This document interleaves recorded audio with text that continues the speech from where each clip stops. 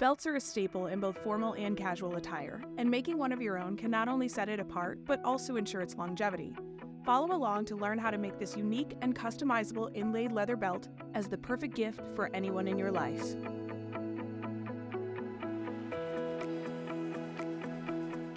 This is an intermediate level crafting project that requires some basic leather crafting skills and familiarity with various tools. If you are new to the craft or have questions, make sure to find your local store to register for a class or get some help during Open Table. This belt is made up of up to 4 pieces. The first, a 2-inch wide strap, is cut from 3 to 4 ounce leather and will serve as the backing.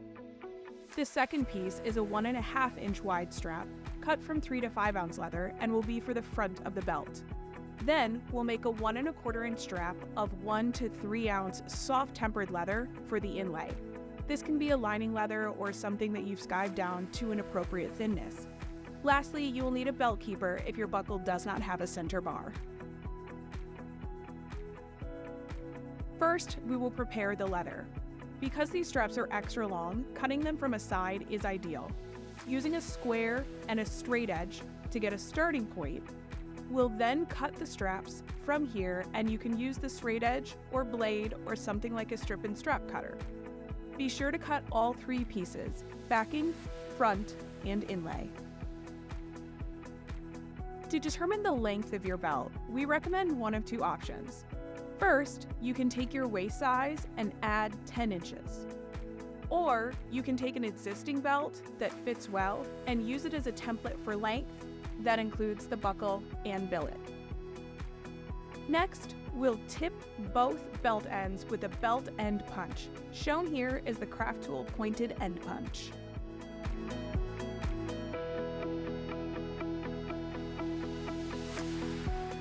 To measure the window for the inlay, find the center of the belt front or top piece and measure outward in each direction. If you want this to sit in the center of your back, you may need to skew it to one side.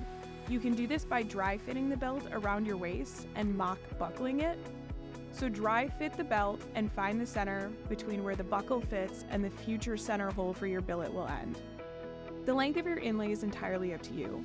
Shown in this video is a short option measuring 6 inches, but in truth, you could make this as long as the belt minus the buckle and billet. Make sure to mark the center of the belt so your inlay sits equidistant from the top and bottom before you punch. To cut the window, use a 3/4 inch round end punch. Center the punch from the top and bottom of the belt on the top piece of leather. Sometimes it can help to lay the tool down and tip it upward to make sure it's sitting as close to center as possible. Make sure to punch both ends, and using a straight edge, mark a line between the end of each punch so we can cut those with a sharp blade.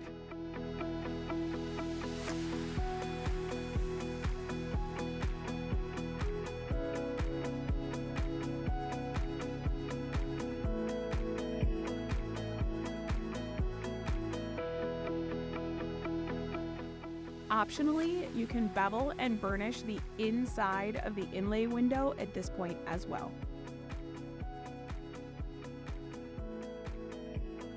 Skive and bevel the filler piece that was cut from the top layer.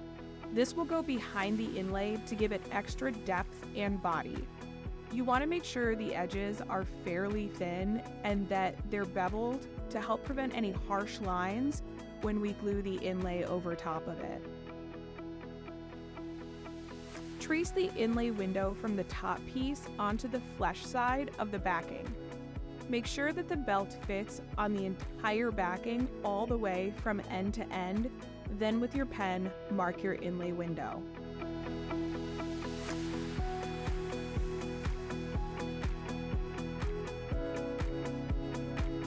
Do the same thing on the flesh side of the inlay leather. Mark the window with a pen, leaving room to add a stitch allowance in the next step.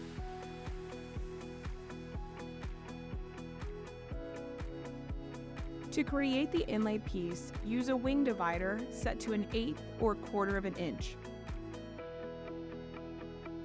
In some cases where the wing divider line can't be seen on the leather you've chosen, take a ruler and mark your stitch line around the indicated shape, then connect the dots as shown here.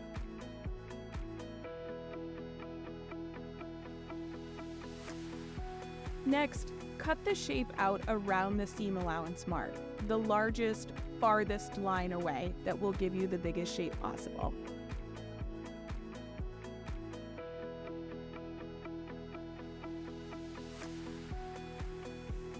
Skive the inlay edges until they are paper thin or to a feather's edge.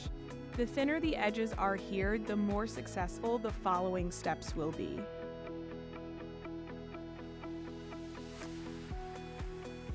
Using an adhesive of choice, here we're using a water-based contact cement, adhere the filler to the backing.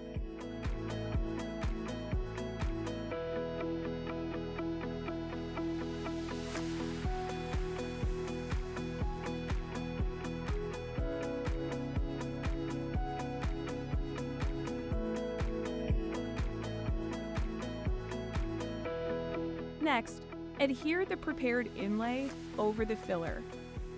It's good to note that it's ideal to use a bone folder at this stage to ensure a perfect application, although that's not shown in this video. It can really make sure that you get a great fit and a really tight line when you apply all of these layers together.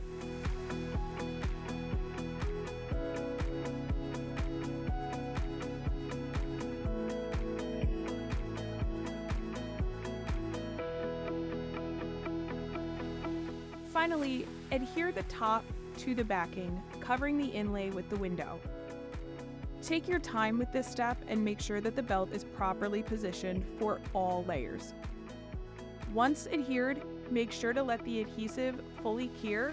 Depending on which one you use will determine how long that will take. Make sure to read the packaging and leave it alone for a little bit.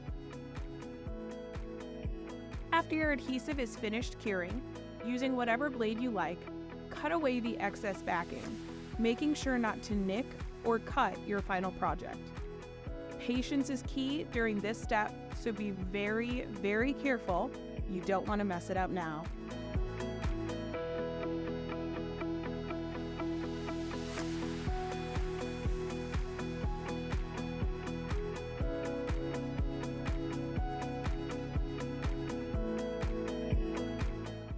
Using the tools you have and the steps and methods you prefer, bevel, burnish, and optionally edge coat your belt. If you have a strap beveling or burnishing machine, this would be a great time to use them. However, the hand tools work just as well.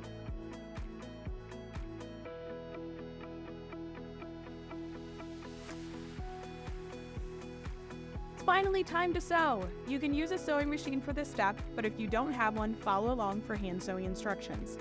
Using a wing divider, mark a stitching line all the way around the belt. I suggest starting at the inlay to make sure your measurement will line up with the space you have available. Pre-punch the holes with stitching chisels and a mallet or maul, following the line you made in the previous step. You may find that some of the layers like to try to pull apart, so before each punch, especially in the beginning and when you're around your inlay, make sure that all layers are aligned before you try to punch through them. Alternately, this would be a great opportunity to use the acrylic chisel jig to make sure that your stitches lay flat as well. Handy tip, it can be helpful to use extra needles or clips to hold the pieces in place as you go and make sure that your layers aren't shifting. Now stitch your belt using your favorite thread and needles. Featured in this demo is Ritza Tiger thread and harness needles. We highly recommend using a stitching pony for consistent and well-tensioned stitching.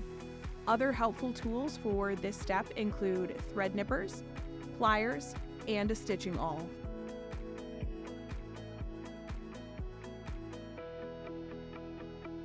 We also recommend a saddle stitch for a project like this that will ensure longevity and a beautiful aesthetic. If you've got questions on how to perform a saddle stitch, check out our video over here, or go into your local tandy and any of our associates will be happy to demonstrate for you.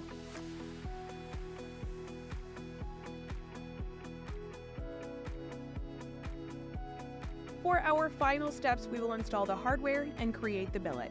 Using a template like Tandy's belt end template, which these leather templates were created from, mark the oblong hole for the buckle tongue and the 4 holes for your snaps or screws. Punch these holes with the appropriate size tools and install your hardware, including the keeper if you are using one.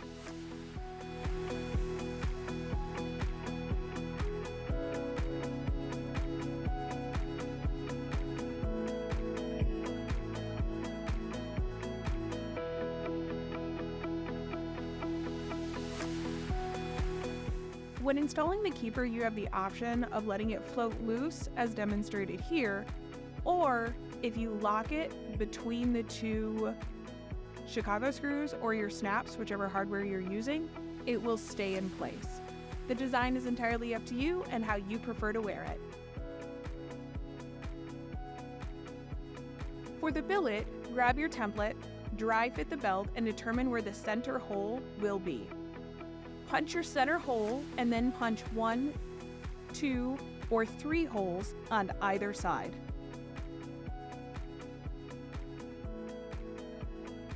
The punch used here is actually an oval hole punch and not a round hole punch, which makes it much easier for the belt buckle tongue to not stretch out your holes.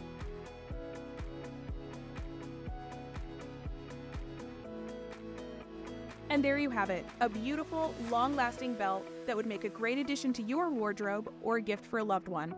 Check your local store listing for class availability, and let's get going. As always, happy crafting!